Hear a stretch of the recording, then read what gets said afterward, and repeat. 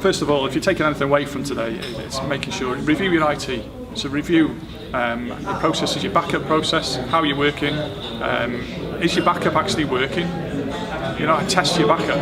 Ask your IT company to make sure your backup is working. That gives you some reassurance. So if you did get ransomware in the morning, when you come into work on a Monday morning, you actually know, it's not going to cause me any heartache. I can delete it and we can start again with the backup. Another one is make sure your staff are aware. Educate your staff. Invest in your staff and make sure that your staff understand the risks involved. If they're going to open email attachments, making sure they actually understand where it's come from. That's going to be key. Don't open email attachments if you don't expect that email from that individual. Okay, and likewise, don't open links from emails because they're vulnerable and more vulnerabilities. But making sure as well that your staff don't get carte blanche access to all your data.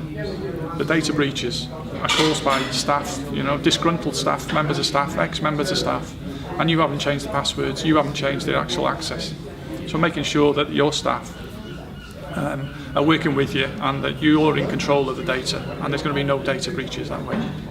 So take home is make sure you don't become a victim of the ransomware in the first place. Make sure you've got your backup process in place. Make sure you've got strong passwords, that you're utilising strong passwords, and make sure that you keep it simple and that you understand the risks involved.